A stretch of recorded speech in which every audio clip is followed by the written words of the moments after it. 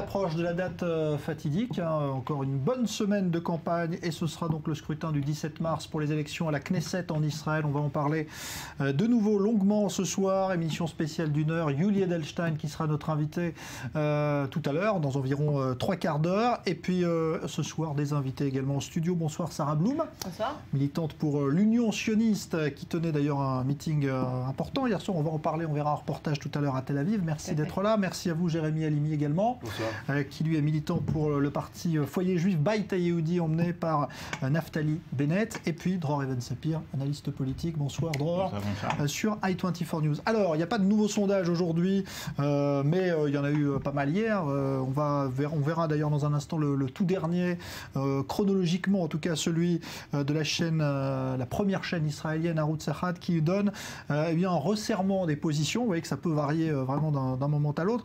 Je voudrais qu'on voit d'abord avec vous, Dror Even-Sapir, les dernières infos du jour. Qu'est-ce qui a focalisé l'attention aujourd'hui dans cette campagne ? Vous savez, il y a un endroit à Jérusalem qui s'appelle le Machane Yehuda, que chaque Israélien connaît, même ceux qui mettent à peine les pieds à Jérusalem. Le Machane Yehuda, c'est un marché, et un marché populaire, et il a été considéré pendant de très nombreuses années, Jean-Charles, comme étant non seulement l'un des bastions du Likoud, mais également peut-être l'un des symboles même du Likoud. Le Likoud, vieille manière en fait, hein, le Likoud populaire, l'électorat traditionnel du Likoud, les classes populaires plutôt défavorisées ou moyennes, en général issues du monde arabo-musulman, le Likoud qui avait permis à la droite israélienne de s'emparer du pouvoir pour la première fois en 1977. C'est cette catégorie-là de la population qui avait donné sa victoire à Menachem Begin et qui avait permis à la droite israélienne de préserver une assez confortable majorité pendant finalement très longtemps, pendant l'essentiel de ces dernières décennies.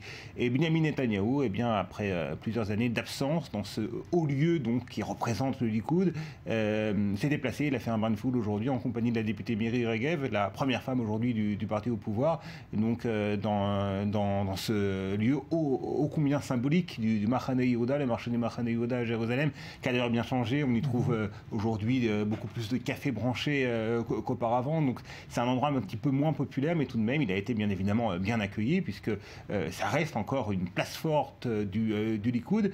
Et c'est intéressant, Jean-Charles, parce qu'on avait l'impression ces dernières semaines que le Likoud et Netanyahou faisaient essentiellement campagne pour reprendre les voix qui s'étaient échappées vers le parti de M. Halimi, à savoir vers le foyer juif de Naftali Bennett. On avait vu Benyamin Netanyahou notamment se déplacer à Eli, une implantation importante dans les territoires de Cisjordanie. Et là encore, l'un des bastions, là au contraire, du foyer juif, du nationalisme religieux, du sionisme religieux. Et là, eh bien, Netanyahou revient au Likoud un petit peu plus authentique, peut-être un petit peu plus populaire, celui qui est représenté par le Machane Yehuda. Est-ce que ça va suffire à stopper parler d'hémorragie, ce serait peut-être un mot un peu fort, mais cette stagnation, voire même cette baisse de forme du Likoud constatée dans la plupart des sondages, pas dans le nôtre, c'est vrai, au cours de ces dernières semaines, une baisse de forme qui avait été un petit peu freinée, il est vrai, par le discours du Premier ministre devant le Congrès la semaine dernière, mais finalement, eh bien, il avait, dans la plupart des sondages, gagné 1 ou 2 mandats par rapport au sondage précédent. C'est pas beaucoup, et on constate, et en interne d'ailleurs, les responsables du Likoud nous le disent, ils sont plutôt inquiets. Ils n'abordent pas ce scrutin avec beaucoup d'optimisme. Alors ça ne veut pas forcément dire que c'est une bonne nouvelle pour la gauche, pour l'opposition de centre-gauche, parce que les voix perdues pour le Likoud peuvent se disperser vers Naftali Bennett ou vers les concurrents centristes à la fois de l'Union sioniste et du Likoud, Yair Lapid ou Moshe Kashlon. En tout cas, un Likoud en petite forme, et un Likoud surtout très peu présent sur le terrain.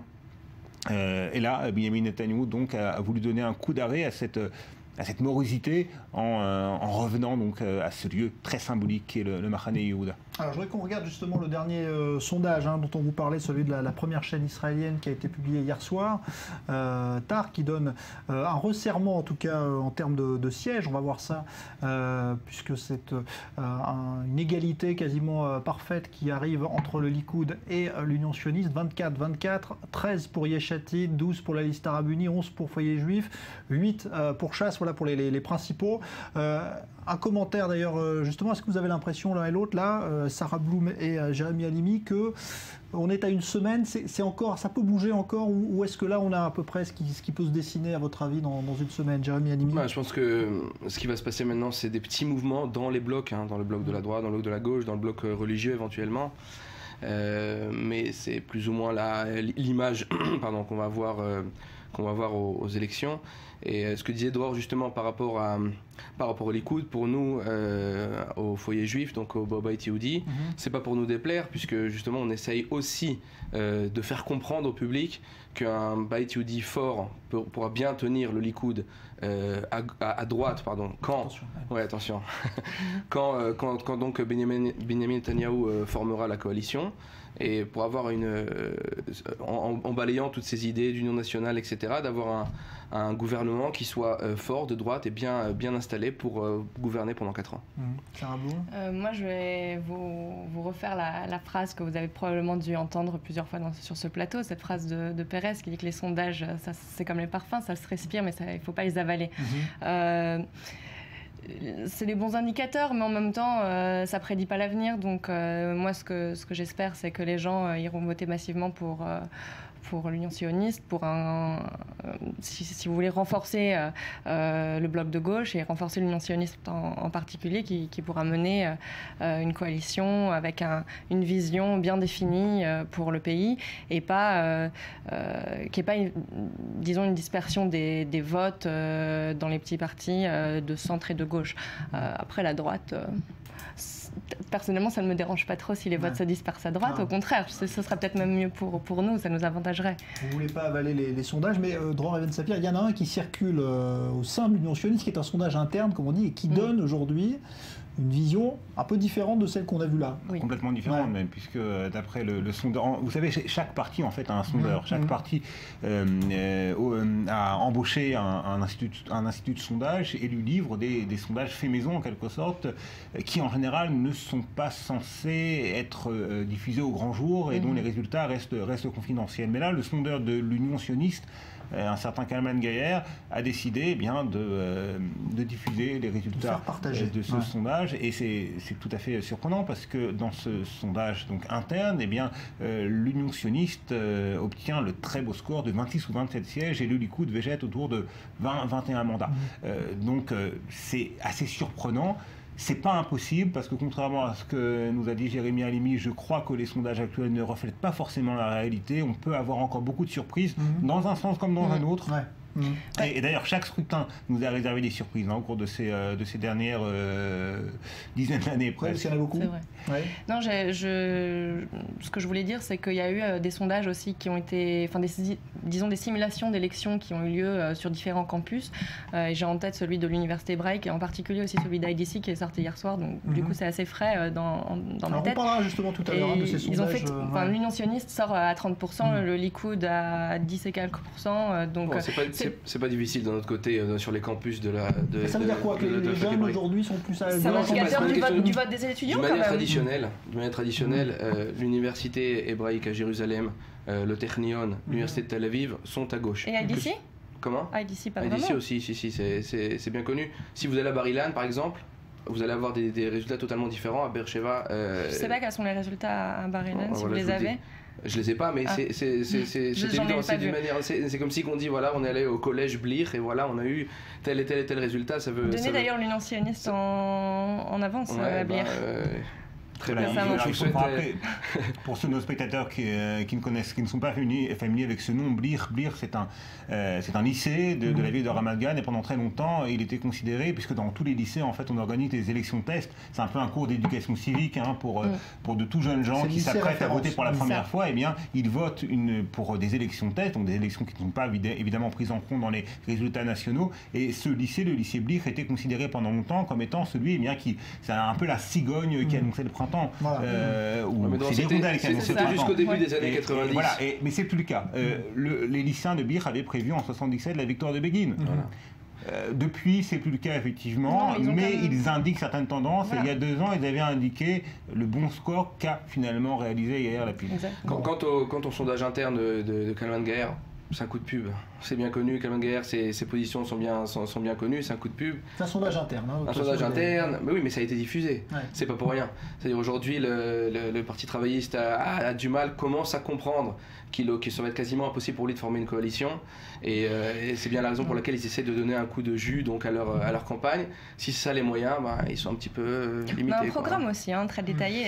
C'est un bon moyen aussi de faire du score. On peut en parler. On en parlera. Alors, justement, on parlait de la manière dont les partis essaient de convaincre des électeurs. Il y a justement ces meetings qui sont ciblés vers des électorats et notamment les francophones qui sont de plus en plus nombreux en Israël.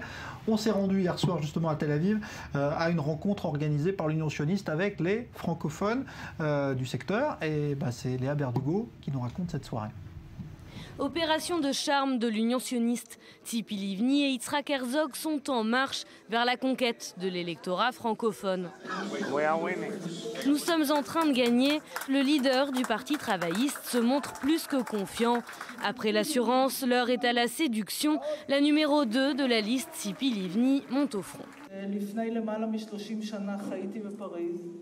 Il y a plus de 30 ans, je vivais à Paris, j'étais envoyée par le Mossad pour l'État d'Israël. Et jusqu'à ce jour, Paris, le français et vous tous arrivez à m'émouvoir. Jusqu'à récemment, la sonnerie de mon téléphone portable était même une chanson d'Edith Piaf.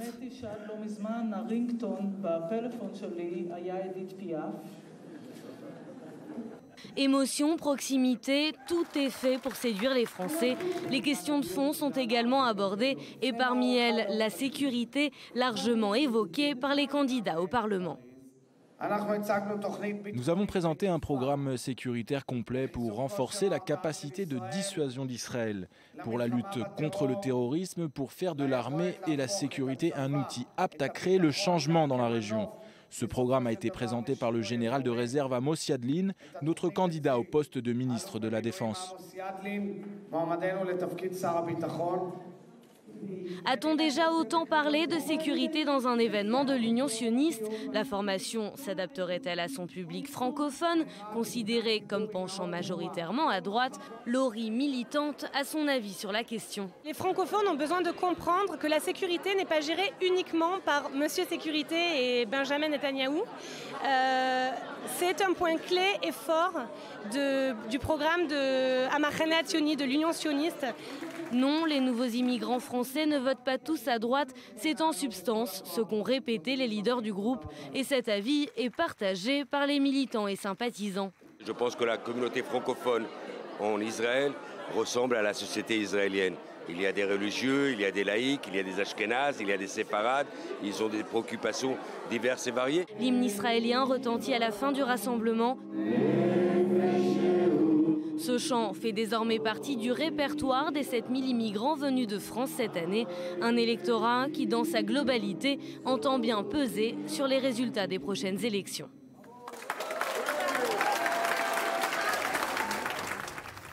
Voilà, reportage de Léa Berdugo. Est-ce que vous avez l'impression que justement, Sarah Bloom, il y a un électorat plutôt à droite chez les francophones? Parce que vous êtes apparemment l'incarnation du contraire. L'incarnation, je ne sais pas. Non, parce que est-ce qu'on a parlé effectivement sécurité plus hier soir parce qu'on s'adresse à des francophones? On a parlé des thèmes principaux de la campagne. On a un programme économique très détaillé, on a un programme sécuritaire très détaillé. On a simplement parlé des enjeux qui concernent les Israéliens, francophones ou pas d'ailleurs. Moi, je peux vous parler de l'expérience au sein de la cellule francophone. Ce qu'on fait, c'est qu'on traduit le contenu qui existe en hébreu, simplement on le traduit en français. On ne l'adapte pas, on ne le coupe pas, on traduit exactement la même chose. Ce qui veut dire quoi? Ça veut dire que les grands axes de la campagne, à savoir garantir un État juif et sécurisé, rétablir une économie juste et une société équitable et parer à l'isolement international d'Israël et lutter contre cet isolement, ce sont les 3 grands axes de la campagne. On a simplement traduit ça en français et on l'explique aux gens. Le problème qu'on a observé, si vous voulez, en allant sur le terrain, en rencontrant les gens, c'est que bien souvent, quand on leur pose la question de savoir pour qui ils ont l'intention de voter, je parle des francophones, soit ils nous répondent qu'ils ne savent pas, soit ils nous répondent, écoutez, peut-être Bibi, mais et quand on leur pose la question pourquoi, ils nous disent pas quelle est la vision de Bibi. Ils nous disent Simplement parce qu'on n'en connaît pas d'autres. Et donc, on leur explique qui sont les gens qui sont sur notre liste, on leur explique leur parcours, qui sont des parcours souvent brillants au sein de l'État, et on leur explique pourquoi ils peuvent apporter justement un changement, quelles sont leurs idées nouvelles, comment ils vont adapter la société israélienne aux enjeux internationaux. Et donc, c'est, si vous voulez, notre travail, il est là. Il est si vous voulez, d'apporter ce que nous, on sait en tant qu'hébraïsants, francophones, et de le transmettre à un public francophone qui n'a pas forcément toujours la connaissance de la langue ou la connaissance du système politique local. Le public francophone est bien plus intelligent que ce que veut faire paraître... Je n'ai pas dit qu'il était bête. Attends, je t'ai laissé parler. J'ai dit qu'il ne savait pas nécessairement. Oui, mais il ne faut pas dire ce que je n'ai pas dit. D'accord. Je pense qu'il est beaucoup plus intelligent que ce que tu peux... vous pouvez faire paraître. Il y a beaucoup de Français qui savent exactement ce qui se passe dans la politique israélienne, et je pense que ce serait intéressant de faire des sondages, mais je pense que l'ultra-majorité des Français aujourd'hui votent à droite, et c'est pas pour rien. On oublie... Aujourd'hui, c'est vrai que l'agenda... Aujourd'hui, c'est vrai que l'agenda de cette campagne, il est plus orienté au jour d'aujourd'hui sur le problème économique. On peut effectivement l'aborder. On oublie rapidement et d'une manière assez intéressante qu'en été, on était tous dans les miklatim, on était tous dans les abris, et qu'il faut comprendre quelle est la situation sécurd'une en Israël et juger aussi en fonction de ça. En général, et ça se prouve d'une manière claire et répétitive, que la droite sait mieux aujourd'hui, et surtout le foyer juif sait mieux s'occuper des problèmes sécuritaires que la gauche qui vit dans une utopie et dans une espèce d'illusion qu'en faisant la paix avec nos amis qui sont à l'est, au nord, au sud, alors tout va s'arranger, alors qu'on sait très bien qu'au sud on a le Hamas, au nord on a le Hezbollah, au nord-est on a bientôt l'État islamiste qui va arriver, et à l'est on a nos voisins palestiniens qui ne rêvent que d'une chose, c'est de détruire l'État d'Israël. Est-ce que je peux répondre? Alors je voudrais juste un mot de Dror Even Sapir et je vous donne la parole après. Deux petites remarques sous forme peut-être de deux petites piques vis-à-vis de chacun des intervenants. La première, je la réserve à M. Halimi puisqu'il vient d'avoir la parole. Vous parlez de l'utopie de la gauche en termes de sécurité. Alors, comment expliquer que des centaines d'anciens généraux et d'anciens responsables haut placés du Mossad ou du Shabak, des services de sécurité intérieure, sont en faveur d'une initiative diplomatique et d'un État palestinien? La pique à Mademoiselle Blum concernant l'Union sioniste, eh bien, on n'a pas du tout entendu parler votre parti sur une des questions quand même qui concerne l'avenir d'Israël, à savoir que faire des territoires conquis en 67. Est-ce qu'il faut les garder? Est-ce qu'il faut les... On les a pas entendus parce que, et la raison elle est très claire, la plupart des Israéliens, même les électeurs de gauche ou les électeurs centristes, sont d'un grand scepticisme aujourd'hui sur les capacités de parvenir à un règlement négocié du conflit israélo-palestinien. Mais attendez, Dror, attendez. Il s'est adressé d'abord à moi. Dror, vous parliez de ces généraux qui sont en faveur de... qui sont contre Bibi, en tout cas. Qui sont contre Bibi, qui sont pour le Parti travailliste. On n'écoute pas aussi la majorité des généraux qui sont aussi de l'autre côté, à droite. On peut en citer une. On les a pas entendus. Non, on les a pas entendus parce que disons qu'au niveau d'un agenda, ils s'expriment moins, c'est vrai. Au niveau d'un agenda, eh bien, on sait très bien les agendas politiques, financiers qui existent du côté du parti travailliste. Et c'est donc souvent pour ça que ça existe. On peut parler de ce qui s'est passé avec Dagan récemment, Amos Yadlin, etc. C'est-à-dire?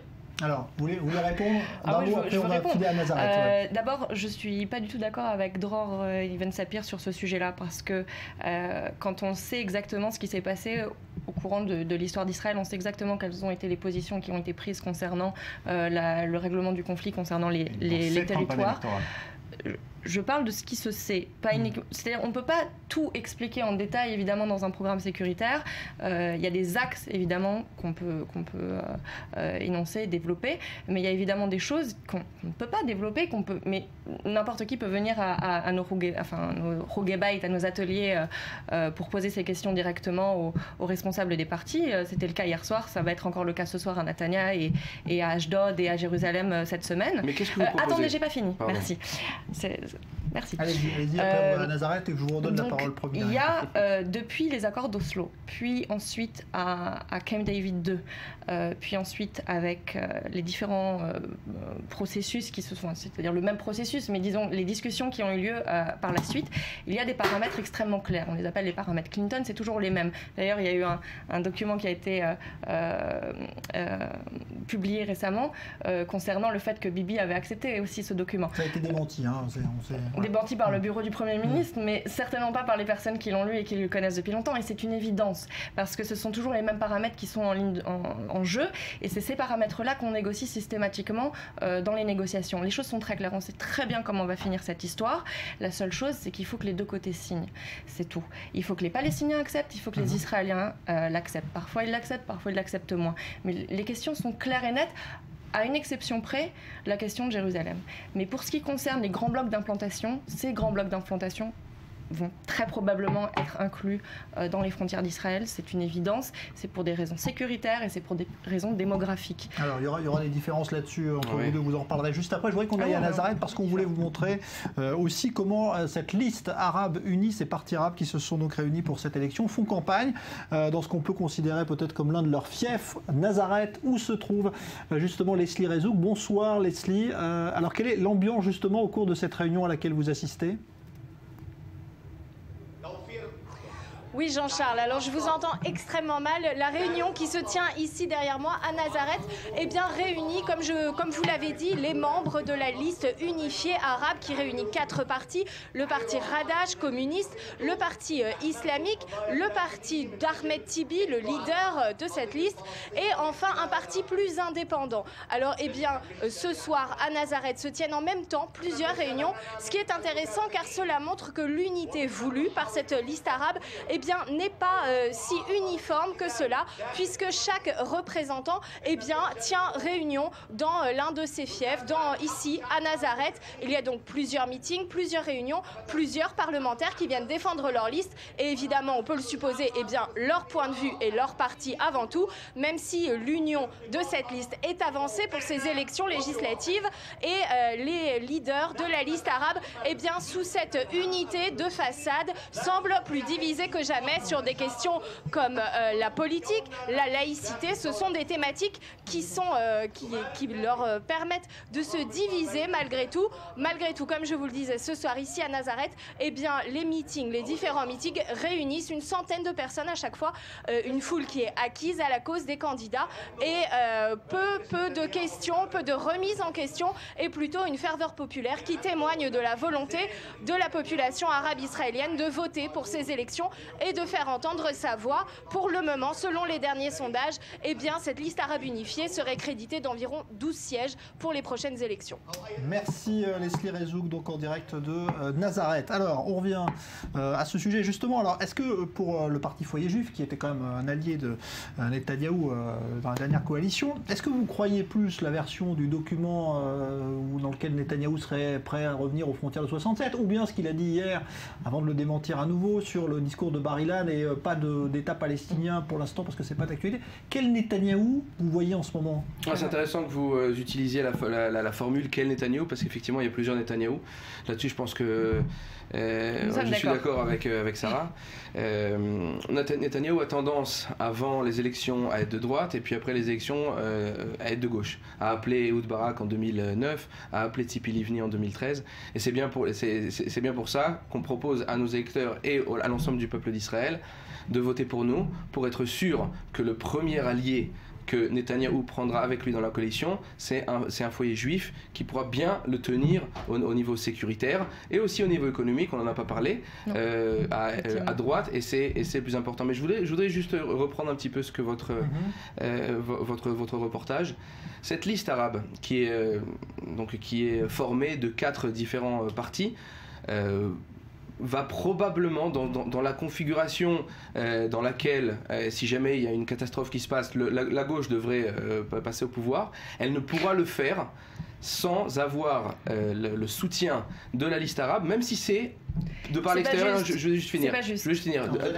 Voilà, aller à l'extérieur de la coalition, mais en tout cas faire passer les lois, etc., la soutenir de l'extérieur. C'est ce qui a été dit. C'est ce qui a été dit et par Yitzhak Herzog lui-même et aussi par Amin Ouda, celui qui gère cette liste. Cette liste, elle est composée aujourd'hui de factions qui sont fermement anti-israélien, anti-sioniste. Le numéro 2 de la liste arabe a dit récemment qu'envoyer des cocktails Molotov sur les voitures des colons, c'était quelque chose de légitime.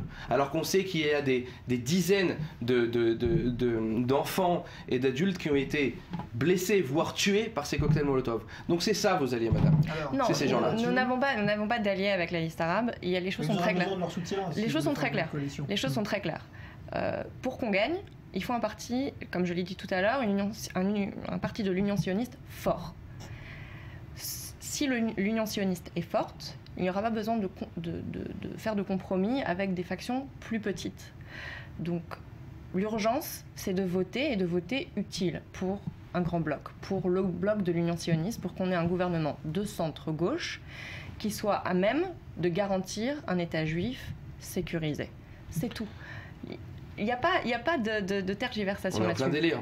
On est en plein délire. Il n'y a aucune configuration, d'après les sondages, il n'y a aucune configuration dans laquelle c'est possible. Même avec votre sondage qui vous donne un avantage avec 26-27 voix, impossible. Il n'y a aucune possibilité pour que sans le parti arabe, vous pourriez arriver à former un gouvernement. Monsieur, on ne va pas commencer à faire les tractations maintenant alors qu'on n'a absolument aucune idée des résultats des élections. D'accord, on n'est pas là pour de la propagande non plus. Non, mais je ne fais pas de la propagande. Je défends les idées de mon parti et je vous dis que mon parti est un parti sioniste, d'où l'intitulé de ce parti, et que donc il garantira un État juif. C'est intéressant. Pourquoi le nom du parti sioniste?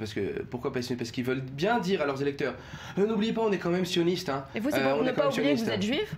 Non, pas du tout. Ah d'accord, non, mais parce que c'est exactement la même rhétorique. Là-dessus, est-ce que la coalition que pourrait former Yitzhak Herzog et Tzipi Livni aura besoin forcément de ce soutien Il y aura deux étapes. Partis arabes. La première étape, c'est le nombre de partis et de députés qui vont recommander tel ou tel leader politique au président de l'État, Reuven Rivlin, pour que Reuven Rivlin confie au leader politique en question le soin de rassembler une coalition gouvernementale. Ça peut être Benyamin Netanyahou, ça peut être Yitzhak Herzog. S'il y a une majorité de blocage, et c'est là que la liste arabe unifiée peut effectivement jouer un rôle en faveur indirectement de l'Union sioniste et de son leader Herzog, s'il y a une majorité de blocage qui empêcherait Benyamin Netanyahou de rassembler autour de lui suffisamment de députés pour obtenir plus des 60 sièges, puisque la Knesset en compte 120, eh bien là, effectivement, Reuven Rivlin n'aura pas d'autre choix que de confier à Yitzhak Herzog le soin de tenter de rassembler une coalition gouvernementale majoritaire. Par contre, il est hors de question pour l'instant, tout simplement parce qu'il n'y a pas de volonté ni d'un côté, celui de la liste arabe unifiée, ni de l'autre, celui de l'Union sioniste. Il est hors de question pour l'instant que cette liste arabe unifiée, ou même si elle fait scission, comme ce sera probable, qu'une partie de cette liste arabe unifiée rejoigne officiellement une éventuelle majorité parlementaire qui serait dirigée par Herzog. Par contre, Herzog peut rassembler une majorité parlementaire difficile, pas vraiment cohérente idéologiquement, avec Moshe Kahlon, la gauche et le centre et les partis ultra-orthodoxes qui pourraient gouverner avec lui, même s'ils affirment le contraire aujourd'hui. Merci Evan Sapir, merci Sarah Bloom, merci à vous Jérémy Halimi. Dans un instant, la campagne vue au travers des réseaux sociaux, juste après les infos qui reviennent dans un instant.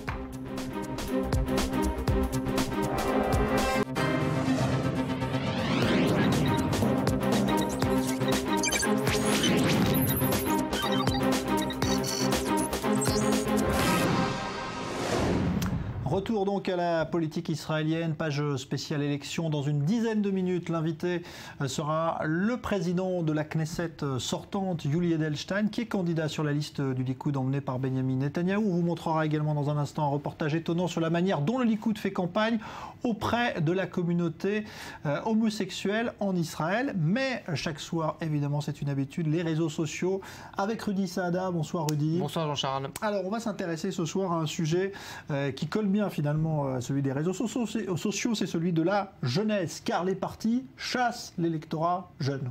pas tous, mais c'est vrai, c'est un électorat courtisé, ils incarnent l'avenir, et puis aussi, tout simplement, ce sont des nouveaux venus, ce sont des nouveaux électeurs. On parle donc bien des jeunes, un public qui est dragué, vous l'avez dit, sur le terrain de prédilection de la jeunesse, c'est-à-dire Internet. À ce jeu-là, le camp sioniste, lui, joue la carte jeune plus que jamais, pour cause, l'électorat jeune va naturellement plutôt vers la gauche. En témoigne ceci, ce qu'on voit à l'écran. L'image nous vient du Facebook de Bougie Herzog. Il faut expliquer donc que les grandes universités israéliennes, mais aussi les lycées, ont pour tradition d'organiser une sorte de journée électorale citoyenne, voilà, ou une sorte de faux vote qui donne un petit peu la température et éduque un petit peu auprès des jeunes, auprès des jeunes. Tous les sondages, évidemment. Voilà. Alors, et donc là, ce que vous avez vu, c'est donc un sondage de l'université d'Herzliya, l'IDC, qui donne le camp sioniste, mais loin devant le Likoud, avec plus de 30% des votes, alors que le Likoud est en troisième position avec 10,25%.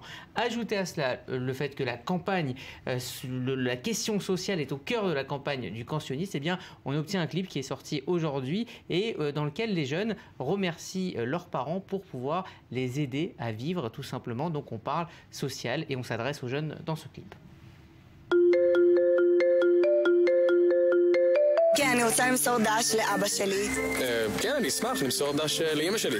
ממש תודה שאתם תמיד פה, שאתם תומכים ואוהבים ומשלמים על הכל. שמילא לי דלק באוטו שלו שוב. תודה, אבוש. להגיד לה תודה על זה שהיא עזרה לי עם השכר דירה החודש. גם החודש. שבזכות כרטיס האשראי שלה אני יכול לקנות אוכל בקמפוס. ואוכל בכלל. תודה, אמא. תודה, אבא. כמחצית מהסטודנטים מסתמכים כלכלית על ההורים שלהם. 40% מהסטודנטים גרים אצל ההורים שלהם, כי אין להם אפשרות אפילו לשלם שכר דירה. אנחנו, צעירים וצעירות בישראל, נושאים את המדינה על הכתפיים שלנו. מתגייסים לצבא, משרתים במילואים, משלמים מיסים. נראה לכם הגיוני שהממשלה תתייחס אלינו בכזה זלזול? אנחנו במחנה הציוני כתבנו תוכנית פעולה במיוחד לסטודנטים. יש בה 3 צעדים פשוטים. שכירות הוגנת. חוק שיאפשר שכירות ארוכת טווח בתנאים הוגנים במחירים שפויים. סבסוד לתחבורה ציבורית. מגיע לכל סטודנט לעלות על אוטובוס בכל מקום ומכל מקום ולשלם רק חצי מחיר. ו3, תוכנית ישר לעבודה. הכשרה בסיום התואר שלכם שיאפשר לכם לעבור מיד מהתיאוריה אל הפרקטיקה, ישר אל הפרנסה. ב-17 במרץ אנחנו הצעירים לוקחים את המדינה בידיים. אנחנו המהפך. Voilà, un message social très fort avec cette figure de proue d'ailleurs du mouvement de lutte contre la vie chère en Israël. Oui, absolument. Alors le camp sioniste va plus loin et ils ont développé une campagne spécifique, un site internet spécifique pour les jeunes à travers un mini-site qui relaie 6 petites vidéos très courtes avec un autre thème. C'est-à-dire il reprend les phrases habituelles des jeunes et la colonne vertébrale de ces vidéos, c'est tout sauf Bibi. Regardez, c'est très court. תכלס, אני לא כזה מחוברת לחדשות, אבל יאיר אף פעם לא אכזב אותי. לא הצבעת הרצוג, חטפת ביבי. Ah oui, effectivement, un message très... Voilà, c'est fulgurant et l'idée, c'est de ne pas éparpiller les voix. Ouais. Alors, on imagine que du côté de la droite, quand même, il y a un effort qui est fait, on ne va pas délaisser totalement cet électorat. Alors, contre toute attente, du côté du Likoud, on trouve peu d'initiatives destinées aux jeunes. Sur la page Facebook, on trouve quelques portraits photos de jeunes du Likoud actifs, mais rien de réellement spécifique. Pour trouver à droite un candidat qui joue la carte jeune, il faut aller voir du côté du Facebook de Naftali Bennett. Bennett qui représente un parti nationaliste religieux, mais il a su, en bon patron de start-up, rénover l'image de son parti et plaire aux jeunes, les jeunes au-delà de la sphère de Tel Aviv. Bennett est très populaire chez les moins de 30 ans. Il a cette culture internet, des petits clips, il en fait usage. Et bien souvenez-vous de ce clip que je vous avais diffusé la semaine dernière. On en avait vu un petit extrait. Il a été vu 420 000 fois et justement il s'adresse à qui? À un jeune de 18 ans.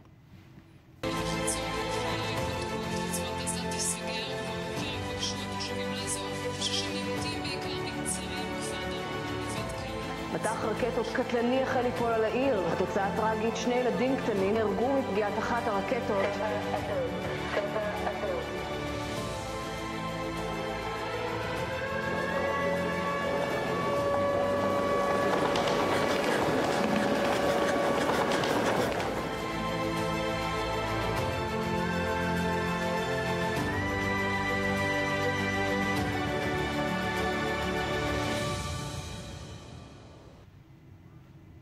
Voilà. Les chaussures. Voilà, oui, les chaussures. Et donc, on s'adresse directement à un jeune sur ses 20 dernières années et bon, éduqué dans la gauche. Alors, sur la page Facebook de Bennett, on trouve énormément de petites vidéos, pas forcément professionnelles, justement, contrairement à ce qui se fait dans cette campagne, des petites vidéos prises comme ça au téléphone portable. C'est la culture Internet dans lesquelles il galvanise un public jeune et religieux. Quant aux militants, ils sont aussi très actifs et ils le montrent en ligne avec cette petite vidéo. Si vous aimez la techno, c'est le moment.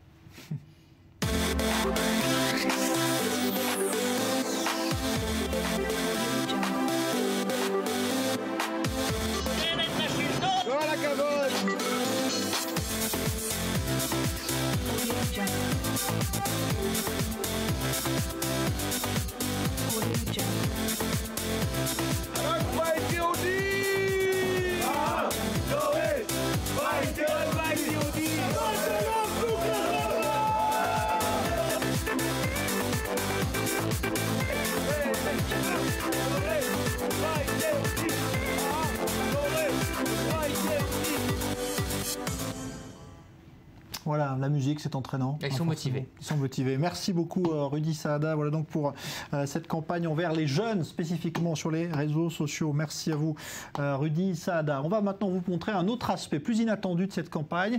Ça concerne le Likoud, qui a choisi de ne pas négliger non plus la communauté homosexuelle en Israël. Et l'une des députées, figure et personnalité marquante du Likoud, Miri Regev, s'est justement rendue hier soir dans un bar réputé pour être l'une des places fortes de la communauté gay en Israël. Et c'est là qu'elle est venue donc à la rencontre de cet électorat dont on dit que traditionnellement il n'est pas très proche justement du Likoud. Alors comment s'est passée cette rencontre? Eh bien c'est Julien Baloul qui était sur place et qui nous en fait le récit. Pendant des années, la défense des droits des homosexuels en Israël était la propriété presque exclusive du parti d'extrême gauche, Meretz. Mais depuis la fin des années 2000, le clivage s'estompe. Parmi les partis sionistes non religieux, seule la grande formation de Netanyahou, le Likoud, était restée jusqu'à présent en retrait sur le sujet, mais la donne change. En janvier dernier, aux primaires du parti, Amir Ohana, homosexuel assumé, a été élu sans avoir profité d'un traitement de faveur. Son projet, utiliser sa notoriété pour faire avancer les cadres du Likoud sur la question des droits des gays. Et ça marche. Preuve en est, à quelques jours des élections, Amir Ohana réussit à convaincre la sulfureuse députée Miri Regev de venir discuter avec des jeunes gays dans un bar de Tel Aviv. Pour le Likoud comme pour les militants gays, l'événement est presque historique, alors forcément, tout le monde est un peu nerveux. J'ai parlé avec Miri Regev par téléphone aujourd'hui. Elle m'a raconté que beaucoup l'avaient mise en garde contre une rencontre avec moi, Tsiona patriote. Et je lui ai dit que moi, on m'avait mise en garde contre une rencontre avec Miri Regev. Donc, je crois que nous sommes toutes les deux nerveuses. Une chose est certaine, sur place, Miri Regev est très attendue. Et malgré sa force de caractère bien connue, la députée s'avoue cette fois un peu tendue. C'est la première fois que je viens dans ce bar, Levita. Plusieurs fois, Amir et mes conseillers m'ont dit que je devais venir ici. Jusqu'à présent, l'occasion ne s'était pas présentée. Alors aujourd'hui, avec Tsiona, ça promet. Et c'est parti pour près de 2 heures de questions-réponses avec le public.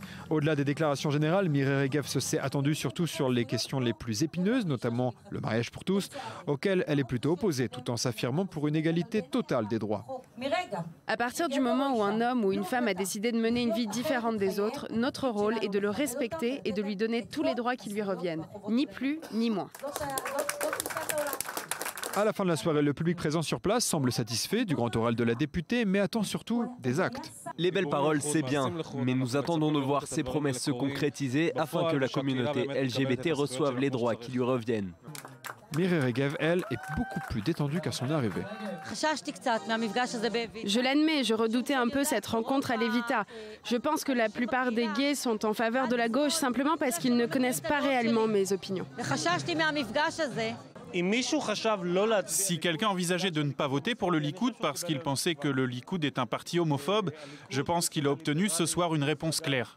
Il est encore trop tôt pour connaître les conséquences de ce genre d'événement dans les urnes le 17 mars, mais ce qui est certain, c'est que le Likoud connaît une réelle transformation. La barrière entre la gauche et la droite sur le sujet des droits de la communauté LGBT, ces barrières sont en train de tomber. De plus en plus de rencontres ont lieu entre des députés de droite et la communauté LGBT. De plus en plus de députés de droite se prononcent en faveur, notamment du mariage pour tous. Il est encore trop tôt également pour savoir si réellement cette volonté de changement se manifestera dans la Knesset par des lois. Mais ce qui est certain, c'est que le Likoud a rejoint la gauche sur ces questions.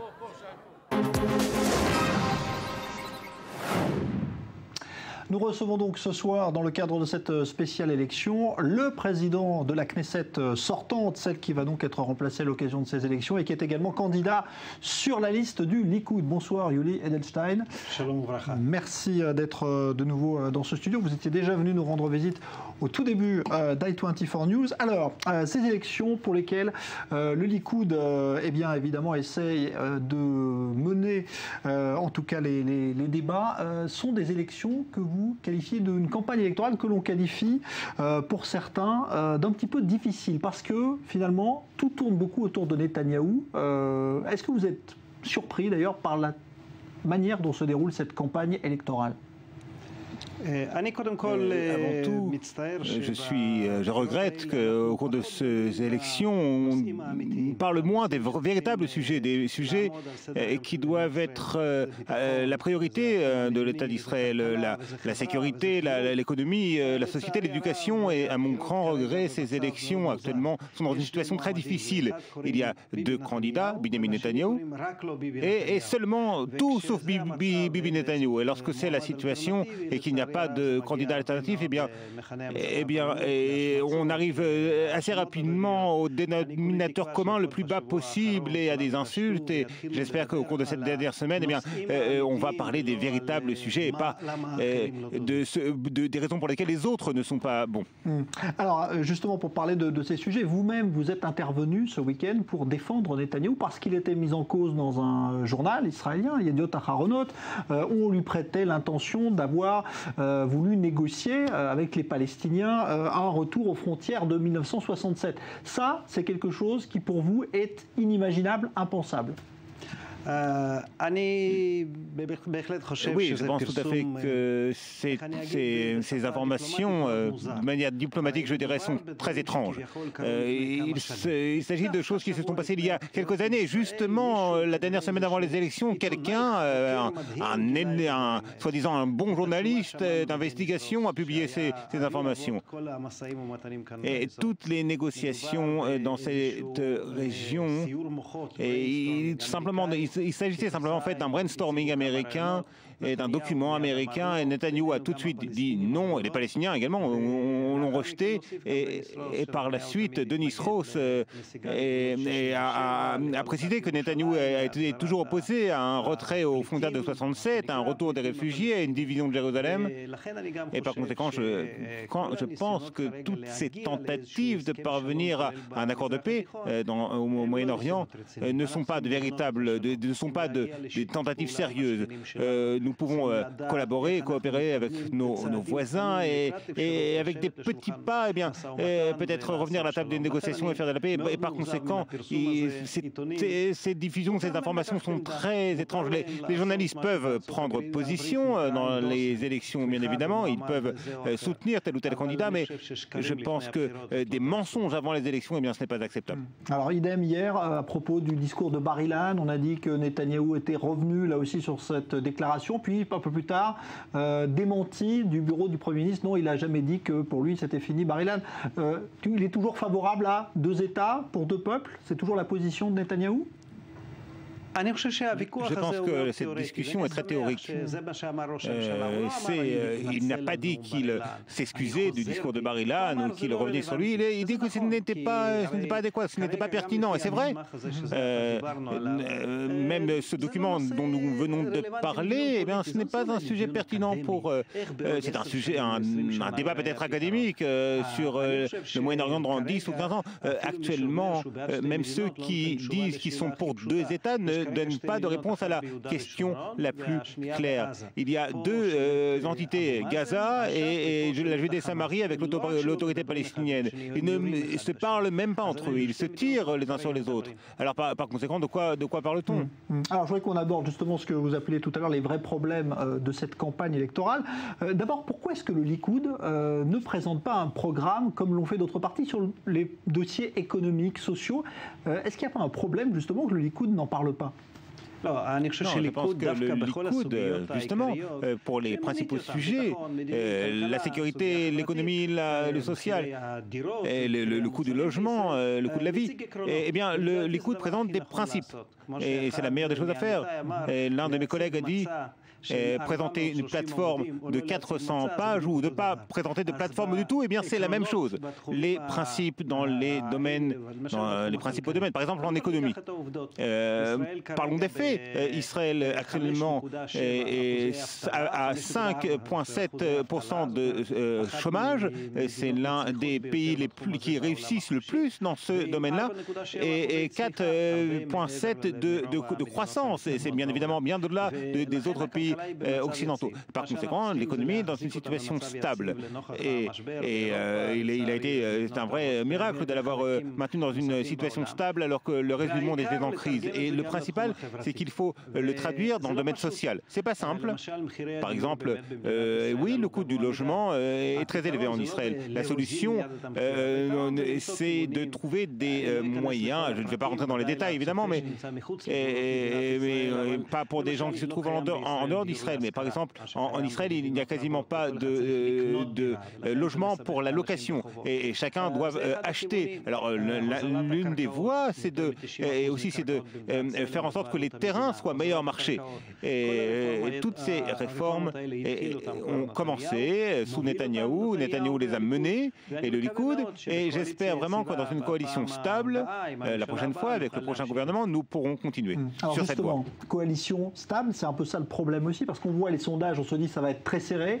Est-ce que, comme certains le disent parfois, et aujourd'hui aussi, vous envisagez que le Likoud puisse gouverner avec l'Union sioniste? Est-ce qu'il peut y avoir un gouvernement d'union nationale comme on l'entend aujourd'hui, parce que ce sera peut-être la seule solution? Est-ce que c'est pour vous envisageable? Cette question peut obtenir une véritable réponse seulement après les élections. Il est clair qu'il est souhaitable qu'il y ait une coalition avec des partis qui ont un point commun idéologique. Lorsqu'on parle de gouvernement d'union, et moi comme président de la Knesset, je suis toujours pour l'union, un gouvernement large, mais je suis également pour un peu de contenu dans ces choses-là et je considère que nos adversaires, le Parti travailliste qui s'appelle aujourd'hui l'Union sioniste, eh bien, ils ont des idées très très différentes des nôtres. Et chez moi, la Knesset, je suis le président de la Knesset, je leur laisse bien évidemment l'égalité, la capacité de s'exprimer, qu'ils expriment leurs idées. Et lorsque, ensemble, nous devons, par exemple en économie, eh bien, nous sommes pour une économie libre, très libre, avec une sensibilité sociale un peu plus. Mais à mon grand regret, eh bien, mes bons amis du Parti travailliste parlent avec des notions qui étaient bonnes il y a 30, 40 ans contre la privatisation, pour des nationalisations. Et ils soutiennent les grands syndicats contre les employeurs et contre les entrepreneurs. Et par conséquent, je ne pense pas qu'on puisse trouver un point commun. Et par conséquent, si le Likoud est suffisamment fort pour rassembler un gouvernement large avec des partenaires plus naturels, je serai pour. Mais oui, bien sûr, il y a toujours des situations où si le choix c'est entre aller vers de nouvelles élections ou établir un gouvernement d'union, eh bien, il faut établir un gouvernement d'union. Mais si on établit un gouvernement d'union, il faut bien établir sur quel principe. Alors, il nous reste très peu de temps, mais un mot quand même sur Netanyahou lui-même. Il a été très présent, on l'a vu notamment au Congrès américain il y a quelques jours, sur la scène internationale. Vous trouvez qu'il fait une bonne campagne électorale? Comment vous le trouvez? Exactement ce que j'ai dit il y a avant son discours devant le Congrès, c'est exactement ce qu'ont dit tous les sondages. Ce sondage était important pour la lutte contre le nucléaire iranien. Il n'a pas eu de véritable influence sur les élections en Israël, sur la campagne électorale. Non, Netanyahou n'a pas obtenu des mandats supplémentaires. Et on a vu que les gens qui soutenaient le discours, ou ceux qui s'opposaient au discours, eh bien, ces gens-là ont avoué, ont reconnu que ce discours n'avait pas d'influence sur leur choix électoral. Eh ben voilà, merci beaucoup, Yuli Edelstein. Je rappelle donc que vous êtes le président de la Knesset en campagne avec le Likoud, puisque vous êtes sur cette liste. Bonne chance pour cette élection qui approche maintenant. Merci d'avoir été notre invité. Toda, merci.